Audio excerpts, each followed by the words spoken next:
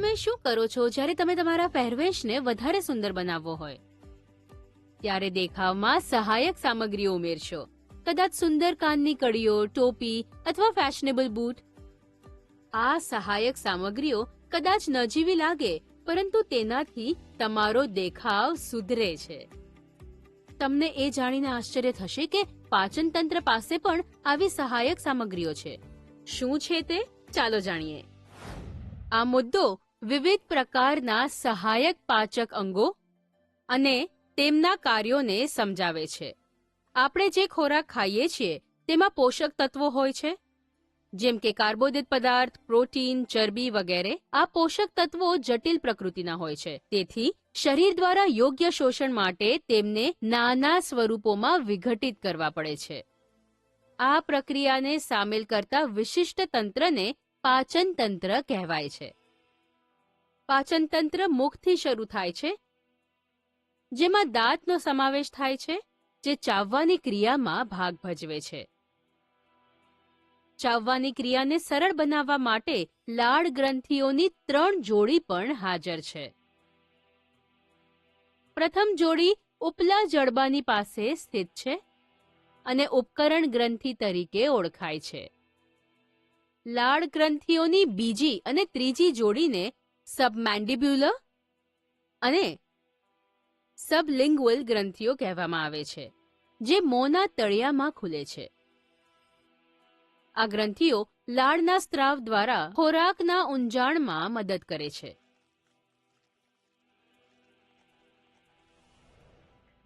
લાળ રસમાં ઉત્સેચક દ્રવ્યો હોય છે, જે સ્ટાર્ચ જેવા ખાદ્ય પદાર્થો પર કાર્ય કરે છે. જીભ પર ઘણા બધા નાના નાના ગ્રાહી પદાર્થો આવેલા હોય છે, જેને સ્વાદ ગ્રંથિઓ કહેવાય છે. આ સ્વાદ ગ્રંથિઓ ખોરાકના સ્વાદને પારખવામાં મદદ કરે છે.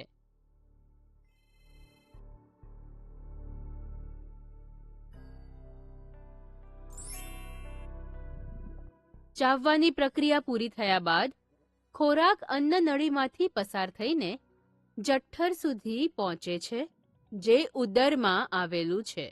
જઠ્ઠર યકૃત તરીકે ઓળખાતી મોટી લાલ ભૂરી ગ્રંથિની રચના પાછળ આંશિક રીતે ઢંકાયેલું હોય છે. યકૃત સાથે સંકળાયેલ એ એક નાની થેલી જેવી રચના છે, જે પિત્તાશય તરીકે ઓળખાય છે. તે યકૃત સાથે યકૃત નળી દ્વારા જોડાયેલ છે. યકૃત પિત્તરસનો સ્ત્રાવ કરે છે, જે પિત્તાશયમાં યકૃત નળી દ્વારા પસાર થાય છે. પછી પિત્તાશય એ પિત્તને પિત્તનળી દ્વારા છોડે છે. અહીં તે જઠ્ઠરમાંથી આવતા ચરબી સાથે ભળી જાય છે. પિત્તક્ષાર ચરબીના તિલોદીકરણમાં મદદ કરે છે, જે પછી નાના કણોમાં વિઘટિત થઈ જાય છે, જેથી પચવામાં સરળતા રહે. નાના આંતરડાના ઉપલા ભાગની નજીક પાન આકારનું અંગ રહે છે, જેને સ્વાદુપિંડ કહેવામાં આવે છે. સ્વાદુપિંડ સ્વાદુપિંડ રસનો સ્ત્રાવ કરે છે, જેમાં ઘણા ઉત્સેચકો હોય છે. સ્વાદુપિંડનો રસ ખોરાકને વધુ પાચન કરવામાં સહાય માટે નાના આંતરડામાં પ્રવેશ કરે છે. આમ પાચનમાં સામેલ લાળ ગ્રંથિઓ, યકૃત અને સ્વાદુપિંડ એ સહાયક પાચક અવયવો છે. સારાંશ: જટિલ પોષક તત્વોને શરીર દ્વારા યોગ્ય શોષણ માટે નાના સ્વરૂપોમાં વિઘટિત કરવામાં આવે છે. પિત્તાશય એ કોથળી જેવું માળખું છે, જે યકૃત સાથે યકૃત નળી દ્વારા જોડાયેલું છે. યકૃત પિત્તરસનો સ્ત્રાવ કરે છે, જેનો પિત્તાશયમાં સંગ્રહ કરેલો હોય છે. પિત્તાશય પિત્તનળી દ્વારા પિત્તનો સ્ત્રાવ કરે છે.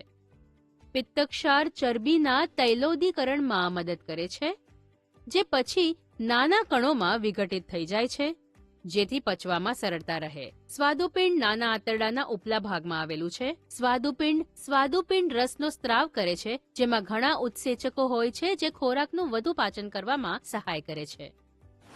ખોરાક પાચનના બધા તબક્કાઓમાંથી પસાર થયા પછી માત્ર એક જ કાર્ય બાકી રહે છે: આપણા શરીરની અંદર બાકી રહેલો કચરાનો નિકાલ. આખરે આપણા શરીરમાંથી વધેલા કચરાનો નિકાલ કેવી રીતે થાય છે તે જાણવા માટે વધુ વિડીયો શોધવાનું ભૂલશો નહીં.